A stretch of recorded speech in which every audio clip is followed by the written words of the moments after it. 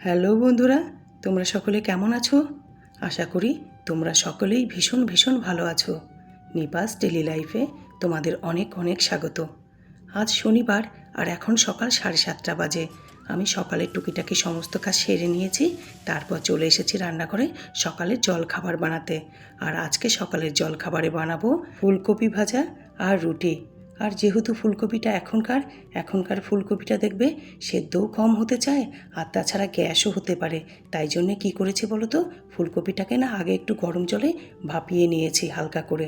তারপর সর্ষের তেলে কালো জিরা শুকনো লঙ্কা ফোড়ন দিয়ে তাতে ভাপানো ফুলকপি দিয়ে নুন হলুদ দিয়ে হালকা চাপা ঢাকা দিয়ে দিয়েছিলাম। এবার ফুলকপি দেখো ভাজা হয়েই গেছে। নামানোর আগে একটু মিষ্টি দিয়ে নিলাম। ওদিকে আমার ভাজা রেডি হয়ে গেছে, আর এদিকে আমি চটপট রুটিগুলো সেঁকে নিচ্ছি।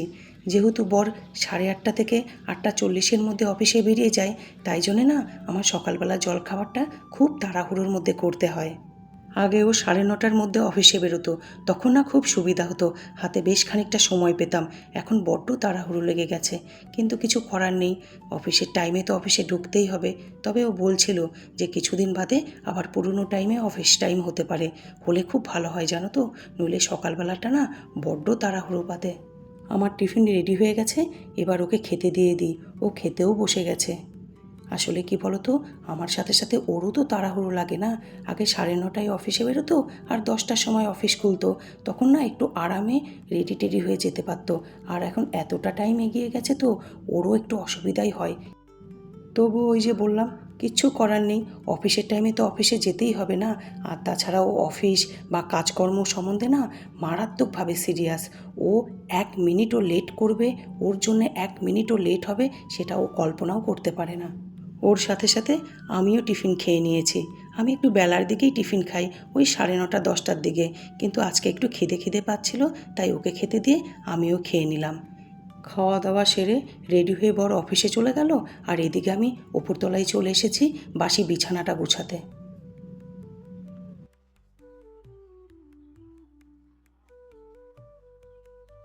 আমি উপরে কাজই সারছিলাম, সেই মুহূর্তে বিনোদ এসছে, মানে যে আমার বাগান পরিষ্কার করে সে এসছে বাগান পরিষ্কার করাবো নাকি সেটা জিজ্ঞেস করতে।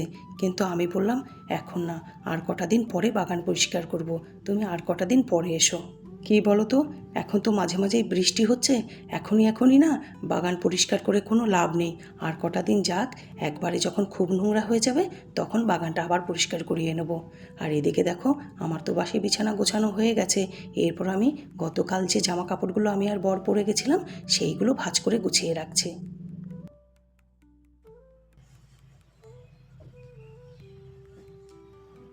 তোমাদেরকে একটা জিনিস দেখাই, দেখো এই ব্লাউজটা দেখছো, এই দেখো। তোমাদের একদিন আগের ব্লগে আমি বলছিলাম না, মেয়ে দুটো ব্লাউজ দেখাচ্ছিলাম, যে ব্লাউজ পিস দুটো ভীষণ ছোট হয়ে গেছে, তাই জন্য আমি কীরকমভাবে ম্যানেজ করছি। তো দেখো, আমি তখন বলেছিলাম যে আমি আমার শাড়ির সঙ্গেও সেটা করে থাকি।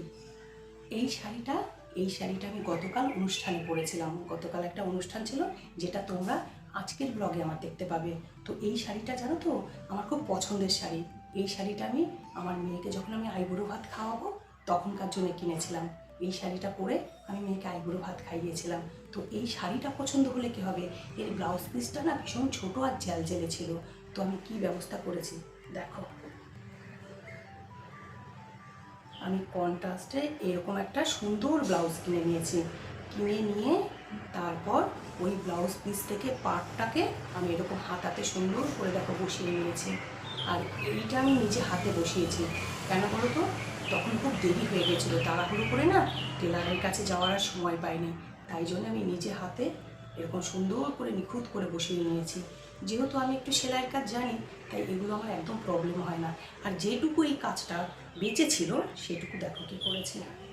এগুলো নিজে বলেই সম্ভব, টেলারও বোধহয় এত সুন্দর করে করে দেবে না, এত ম্যানেজ করে আর কি। আর এই দেখো, সেটাকে সরু করে এরকম হাত সেলাই দিয়ে সুন্দর করে জুড়ে টুড়ে বসিয়ে দিয়েছি। তোমরা আমার আজকের ব্লগে দেখবে আমি এই শাড়িটার সাথে এই ব্লাউজটাই পরেছিলাম। একটুও খারাপ লাগছিল না। তবে হ্যাঁ, ব্লাউজটা ভালো হতে হবে, সুন্দর হতে হবে, আর ফিটিংস হতে হবে, তাহলেই ঠিক আছে।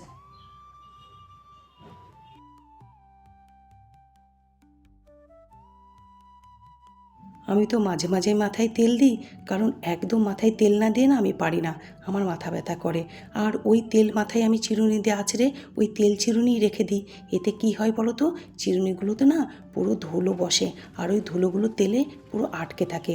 অনেক কটা দিন ধরে ভাবছিলাম জানো তো, চিরুনিগুলো একটু উষ্ণ গরম জলে সার্ফ দিয়ে তারপর ভিজিয়ে ধুয়ে নেব। তো আজকে সেটাই করলাম, উষ্ণ গরম জলে একটু সার্ফ দিয়ে ভিজিয়ে রাখলাম। কিছুক্ষণ সার্ফের জলে চিরুনিগুলো ভেজানো থাক, ততক্ষণে আমি টুকটাক কাজগুলো সেরে নিই। কাজগুলো সেরে ব্রাশ দিয়ে চিরুনিগুলো ঘষে ঘষে ধুয়ে দিলেই ঝকঝকে হয়ে যাবে।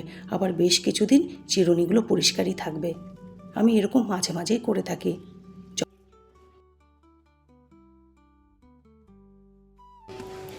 গাছে না ভর্তি হয়ে কাম পড়ে আছে একদম।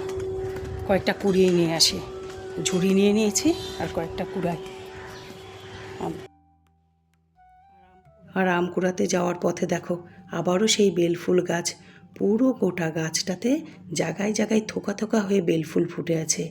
আর কি সুন্দর গন্ধ জানো, পুরো বাগানটা আমার গন্ধে ভরে গেছে বেলফুলের, অপূর্ব লাগছে। আমি আরেক জায়গায়ও বেলফুল গাছ লাগিয়েছি, দেখা যাক যদি সেইখানটাতেও এরকম ঝাঁকড়া হয়ে বেলফুল ফোটে, খুব ভালো হয়। আর দেখো আমার গোটা বাগান সবুজ হয়ে আছে আম পড়ে, আর কত বড় বড় আমগুলো দেখো পড়ে যাচ্ছে। এবারে কি বলো তো, এই আমগুলো কুড়াচ্ছি ঠিকই, কিন্তু দিয়ে দেবো না সকলকে, কারণ এত আম আমি একা কী করব বলো, আমার ঘরে খাওয়ার লোকই বা তেমন কোথায়। এই আম কুড়িয়ে আমি বেশিরভাগটা বোনকেই দিয়ে দিই, কিন্তু বোনও এখন বাড়ি নেই, কারণ ও কয়েকটা দিনের জন্য পুরীতে ঘুরতে গেছে। তো দেখি যতগুলো পারি কুড়াই, কুড়িয়ে আশেপাশেতে দিয়ে দেবো।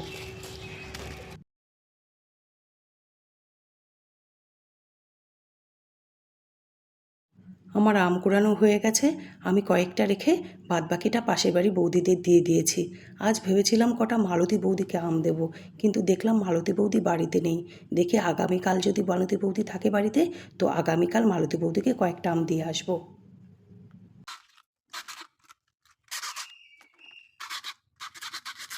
আমার সকালের দিকে সকল কাজ কমপ্লিট হয়ে গেছে, এবারে রান্না বসাবো। আর রান্না বসানোর আগে ভিজিয়ে রাখা চিরুনিগুলোকে ব্রাশ দিয়ে ঘষে নিলাম।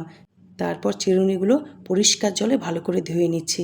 ব্যাস, বেশ কিছুদিনের জন্য চিরুনিগুলো আমার একদম ঝকঝকে পরিষ্কার হয়ে থাকলো। আর দেখো প্রতিটা চিরুনি কি সুন্দরভাবে পরিষ্কার হয়েছে, ওই যে একটু উষ্ণ গরম জলে ভিজিয়েছিলাম, তাই জন্য এত সুন্দরভাবে পরিষ্কার হয়েছে। এবার জাগার জিনিস জায়গায় রেখে দিই।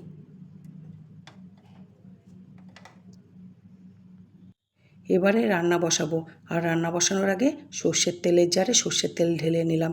সর্ষের তেল শেষ হয়ে গেছিলো, আর সকালেই না আমি সর্ষের তেলের জারটা সাবান দিয়ে পরিষ্কার করে উবুড় করে রেখেছিলাম। আর যেহেতু শনিবার, নিরামিষের দিন, তাই জন্য ওই দিকে আমি মুগ ডাল সিদ্ধ বসিয়ে দিয়েছি, আর এই দিকে কড়াইতে সর্ষের তেল দিয়ে তাতে মিষ্টি আলু দিয়ে দিয়েছি। এবার নুন হলুদ দিয়ে ভালো করে নাড়াচাড়া করে দিলাম। আর দেখো আমার মিষ্টি আলু ভাজা হয়েও গেছে। এবারে মিষ্টি আলু ভাজাগুলো উঠিয়ে নিচ্ছি। তারপর কড়াইতে কালো জিরে আর শুকনো লঙ্কা ফোড়ন দিয়ে লাউ চাপিয়ে দিলাম। আজকে লাউ পোস্ত করব। এই গরমের দিনে এরকম লাউ পোস্ত বা ঝিঙে পোস্ত বা তিঁতর ডাল, চাটনি, এরকম ধরনের খাবার খেতে খুব ভাল লাগে।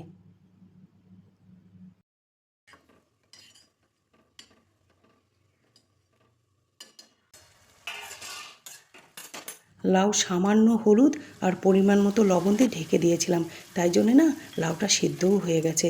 এবারে আগে থেকে বেটে রাখা পোস্ত দিয়ে দিলাম তাতে। আমার লাউ পোস্ত রেডি হয়ে গেছে। এবার মিষ্টি দিয়ে নেড়ে চেড়ে নামিয়ে নেব। আর হ্যাঁ, আমাদের বাড়িতে এই নিরামিষি তরকারিতে একটু মিষ্টির পরিমাণটা বেশি দেওয়া হয়। কী বলো তো, আমার শ্বশুরবাড়িতে এই নিরামিষ জিনিসে একটু মিষ্টিটা বেশিই খায়। আর এতগুলো বছর ধরে আমার খেতে খেতে না আমারও নিরামিষ তরকারি একটু মিষ্টি মিষ্টি হলে ভালো হয়। এবারে বানাবো তিঁতর ডাল, যেটা অনেকে শুক্তোর ডালও বলে থাকে।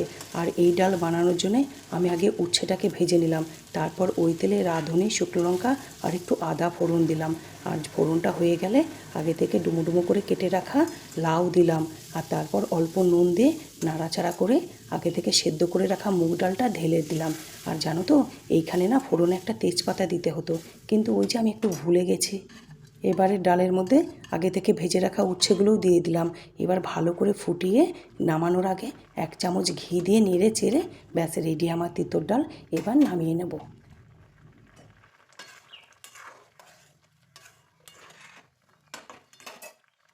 সব শেষে বসাচ্ছি আমের চাটনি। আর এই আমের চাটনিটা না একটু অন্য রকমভাবে করছি। খুব সিম্পল রেসিপি, কিন্তু অসাধারণ লাগে খেতে, একদম জেলির মতো। প্রথমে কড়াইতে দেখলেই খুব সামান্য সর্ষের তেল দিয়েছি, তাতে 5 ফোড়ন আর শুকনো লঙ্কা ফোড়ন দিয়েছি। আর আমটাকে ভালো করে খোসা ছাড়িয়ে মিক্সিতে পেস্ট করে নিয়েছি। তারপর ফোড়নের মধ্যে আমটাকে ঢেলে দিলাম। আমটা ফুটে উঠলে তাতে বেশ খানিকটা মিষ্টি দিয়ে দিলাম। মিষ্টি দিয়ে আরেকটু ফুটিয়ে নিয়ে নামানোর আগে ভাজা গুঁড়ো মশলা দিয়ে ব্যাস নামিয়ে নিলেই রেডি আমার আমের চাটনি। আর জানো তো, এইভাবে কখনো করে খাবে আমের চাটনি, খুব ভাল লাগে খেতে জানো। সব শেষে এবার পোলাওটাকে গরম করছি। বেশ খানিকটা পোলাও ফ্রিজে রয়ে গেছিলো। গতকাল তো বিয়ে বাড়ি ছিল, তাই জন্যে খাবারটা আর খাওয়া হয়নি, ফ্রিজেই থেকে গেছিলো। আজকে দুপুরে আমি ওটাই খেয়ে নেবো, তাই জন্যে ভালো করে গরম করে নিলাম। এবার রান্নাঘরটাকে ভালো করে পরিষ্কার করছি। পরিষ্কার করে স্নানে চলে যাব। জানো তো বন্ধুরা, অনেকেই না আমাকে জিজ্ঞেস করে, সবাই নয়, কিছু কিছু মানুষ আমাকে জিজ্ঞেস করে, যাদের অন্যের ব্যাপারে জানার আগ্রহটা একটু বেশি, যে আমি কি করে সারাদিন সময় কাটাই, আমার ভয় করে নাকি। কারণ কিছুদিন আগে আমার শাশুড়ি মা চলে গেছে, তারপর মেয়ে শ্বশুর বাড়িতে চলে গেছে, তো আমি কি করে থাকি, আমার মন খারাপ করে না নাকি। তাদের কত কী প্রশ্ন, কত কী জিজ্ঞাসা, কী করে বোঝাই বলো তো তাদেরকে। প্রথম প্রথম না বোঝাতাম, ইদানিং আর বোঝাতে ইচ্ছে করে না, যে কি করে আমি সময় কাটাই, কি করে আমি ভালো থাকি। কী বলো তো বন্ধুরা, সময়ের সঙ্গে তাল মিলিয়ে চলতে না আমি খুব ভালোভাবে শিখেছি, যেটা আমরা ছোট্টবেলা থেকেই শিখেছি। আমরা 3 ভাই বোনই এই জিনিসটা শিখেছি আমাদের মায়ের কাছ থেকে। আমার মাও দেখেছি সময়ের সঙ্গে তাল মিলিয়ে খুব সুন্দরভাবে চলেছে সারাটা জীবন। তেমনি জানো তো, আমাদের 3 ভাই বোনের মধ্যে না অদ্ভুতভাবে ঢুকে গেছে, যখন যেমন সময় তখন সেই সময়টাকে সুন্দরভাবে কাজে লাগাও আর সুন্দরভাবে বাঁচো। এই নয় যে আমাদের বাবা আমাদের কিছু শেখায়নি, আমাদের বাবাও আমাদেরকে সব সময় ভালো শিক্ষা দিয়েছে। তবুও মায়ের কিছু কিছু গুণ জানো তো, আমাদের 3 ভাই বোনের মধ্যে না খুব বেশিভাবে ঢুকে গেছে, যেটা নিয়ে আমরা সারাটা জীবন খুব ভালোভাবে কাটিয়ে দিতে পারি। আমার কি কষ্ট হয় না বলো, যে এত দিনের সঙ্গী, 27.5 বছরের সঙ্গী শাশুড়ি মা চলে গেল, মেয়েটাও বেশ খানিকটা দূর হয়ে গেছে। তো আগের মতো তো আর আসতে পারে না, বললেই তো আর আসা হয় না, বেশ খানিকটা দূর। তো আমার কি কষ্ট হয় না, কিন্তু সেই কষ্টটা নিয়ে কেন বসে থাকবো, কেন সেটাকে নিয়ে বসে থাকবো। দিন এগোতে হবে, নিজেকে ভালো থাকতে হবে। আমারও একটা আমার স্বামীকে নিয়ে সুন্দর সংসার আছে, সেটাকে নিয়ে আমাকে ভালো থাকতে হবে, ব্যাস এটাই মেন কথা। আর এখন সন্ধে 7:30 বাজে, আমি শুভ্রার অনুবাদী 3 বন্ধু মিলে যাচ্ছি। এই যে এসেও গেছি স্বপ্নাদের বাড়িতে, স্বপ্নাদের সঙ্গে একটু গল্প করতে, কারণ স্বপ্নাদের শরীরটা কদিন ধরে ভালো যাচ্ছে না, তাই জন্যে। আর স্বপ্নাদের সঙ্গে গল্প হয়ে গেল, এবারে আমরা স্বপ্নাদের বাড়ি থেকে বেরিয়ে যাচ্ছি। আমাদের এখানে একটা নতুন মল খুলেছে জানো, সেই মলে। জানো তো, আমাদের এখানে না ছোট বড় নানা রকম গ্রসারি শপিং মল আছে, কিন্তু জামা কাপড়ের শপিং মল ছিল না। এই প্রথম আমাদের এখানে রূপনারায়ণপুর ডাবর মোড়ে জামা কাপড়ের শপিং মল খুললো। আর এই মলটার ওপেনিং ছিল পয়লা বৈশাখের আগের দিন। আর আজকেই আমি প্রথম এই মলে এলাম। অপেক্ষায় ছিলাম যে মেয়ে আসবে, তারপর মেয়ের সাথে শপিং মলে আসব। কিন্তু ওই যে আজকে শুভ্রারা বললো, চল মেয়ে যখন আসবে মেয়ের সঙ্গে যাবি, আমাদের সঙ্গে একটু চল। তাই ওদের সঙ্গে চলে এলাম শপিং মলে।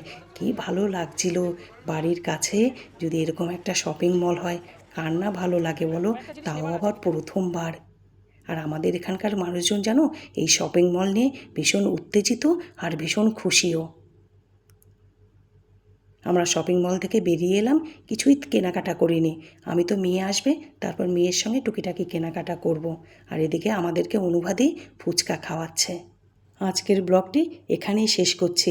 আবার একটা সুন্দর ব্লগের সঙ্গে তোমাদের সঙ্গে দেখা হবে। আর তোমরা ভালো থাকবে, সুস্থ থাকবে আর সব সময় হাসি খুশি থাকবে।